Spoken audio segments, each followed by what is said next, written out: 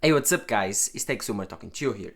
And in today's video, I wanna talk about WWDC and the event invites we got yesterday.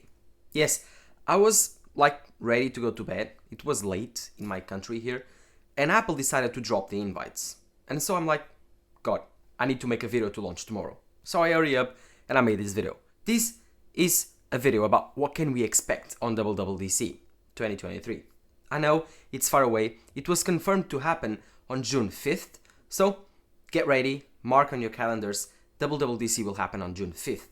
And this year we got some interesting rumors to talk about in what can we expect on WWDC, because finally this year the rumors point out for Apple to launch their Apple VR and AR headset. This is pretty exciting. Other than that, we have the software. What features do I want on the next software from Apple, iOS, iPadOS, macOS, watchOS, and of course, some few surprises. So, if you are excited, do not forget to drop a like down below, subscribe to the channel. Let's get started. So, as you know, I want to first touch on the things that are pretty much sure to come out, and that's new software. iOS 17, iPadOS 17, macOS, the new name, I don't know who, the upgrade to macOS Ventura, then watchOS 10 and HomeOS. These are all of the OSs that will be upgraded and launched with a new version on WWDC 2023. Let's start by iOS, which I think is the most common used and of course the most exciting one every single year. I think that Apple with iOS will try to make it more stable while giving you more features that you want. And this was because I think that Apple is so focused right now on the Apple VR headset and its software experience that I think they pushed aside some of its iOS features, iPadOS features, and macOS features. I think this year they will focus more on stability, with Mark Gurman confirming this on a few leaks back, saying that Apple will focus on iOS stability and will not bring major changes to iOS. Although in the last few weeks he released a statement on its Bloomberg newspaper, I think, talking about the fact that iOS 17 will feature some of most asked features from users. So I'm not sure if Apple will make it a stable release or just simply release new features. I think they will make it a stable release and add some new but pretty easy to add features. For example, multitasking support. I don't know if Apple will add that or not. And maybe, just maybe, interactive widgets. Other than that, I'm not sure what can they add. I do not want anything else. I think that maybe just an option so I can limit my battery life. For example, I just want to charge my phone until 80%, limit the battery there so I can save my battery health, and even maybe, I don't know, some more settings. I don't have anything else I want to ask for. I don't have anything else that I want to ask for iOS. iOS for me just needs to be more stable, more easy to use, and maybe more features for the camera app. That's something Apple needs to improve on their next iOS system. But the biggest software that I want to ask features for is iPadOS. Please, Apple, make iPadOS better. Just make it better. Make it look and feel and work like macOS, but do not make it macOS. Make it more of a touch-friendly OS, but give it very powerful features like Finder for macOS, give it the multitasking windows from macOS, give it external camera and mic support like macOS, open it up for third-party apps that can install their softwares, SolidWorks, Fusion 360, Blender, give it Final Cut Pro, give it Logic Pro. Make iPadOS finally a pro software for people that want to use their iPads as their computers.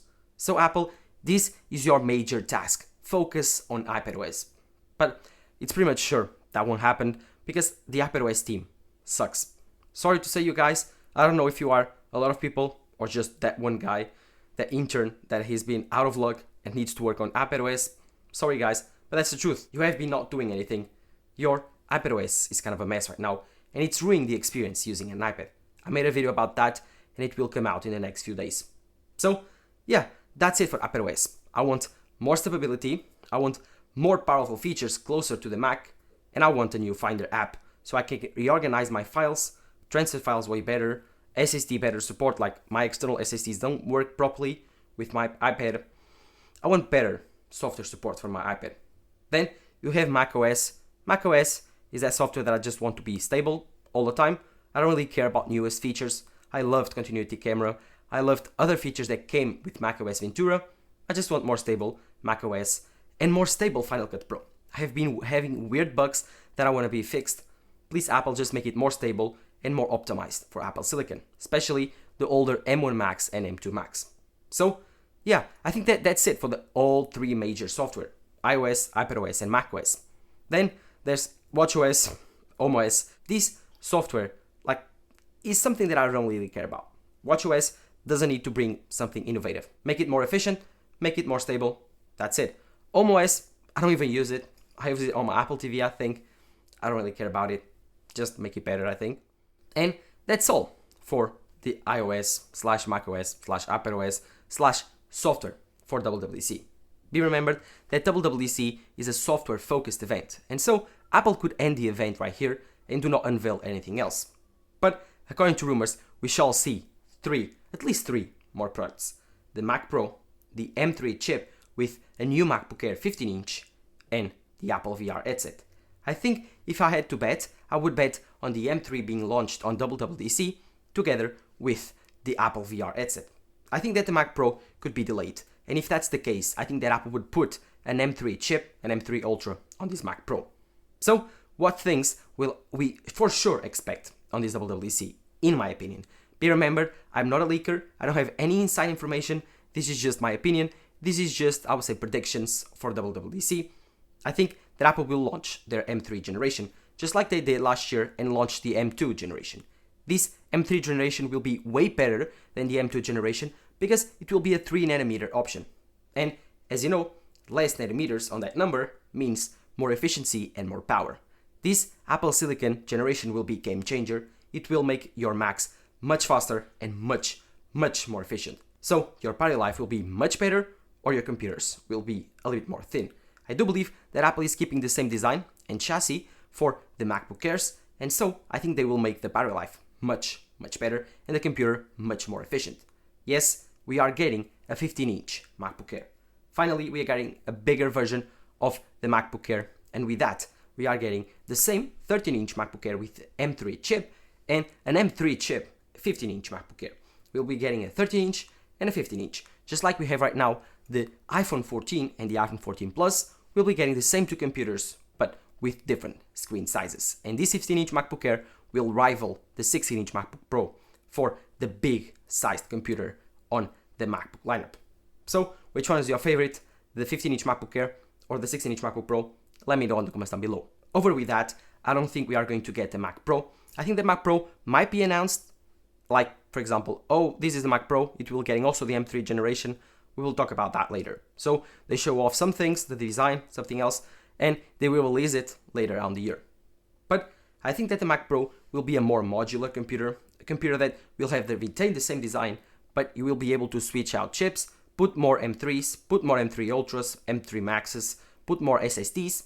I don't think you will be able to change the RAM, GPU, or CPU separate, but I do believe you are going to be able to change the whole system on package. So, the whole ARM chip. That will be pretty cool, and I cannot wait for the Mac Pro, but I don't think the Mac Pro will be coming on WWDC. Then, we have finally the last big thing. I think it will be a one more thing moment for Tim Cook. I think this will be one of its biggest career moments. It will be the Apple VR headset. I'm so excited to see what Apple will do with this headset. It's rumored to be $3,000, so it's going to be very expensive. But it's also be rumored to have two 4K micro LED displays. It's rumored to have carbon fiber, glass fiber. It's going to be completely external from your iPhone, so free from your iPhone. It will have an M3 chip or an M2 chip. It will be so powerful, and it will enable you to use your Mac with external displays on an AR environment, and will also enable to play VR games. This is so exciting. I cannot wait for Apple to unveil their Apple VR headset. I have a video on my channel detailing all of the rumors, so go check it out. But I just want to say in this video that the Apple VR headset is something that I cannot wait to see. Probably I won't be able to buy it and keep one, but I wish I could have the money to buy one, at least to review, because this seems to be a huge step and a huge jump for Apple's future. I think this will be one of those moments when Apple released the Apple Watch or even the AirPods. This is going to be a trend-setting moment for the future of Apple. this is the first step on Apple's AR and VR journey. I think they will release a new OS called Reality OS or ROS, and I do believe this is going to be game-changing for the future of humanity. So, if you are excited, I think this is the biggest thing to be excited for in WWDC. Let me know in the comments down below what you think. This is going to be expensive, this is going to be bulky, it's going to be a first generation product, but hell, it will be an amazing, amazing product. A new product category for Apple that I cannot wait to try out.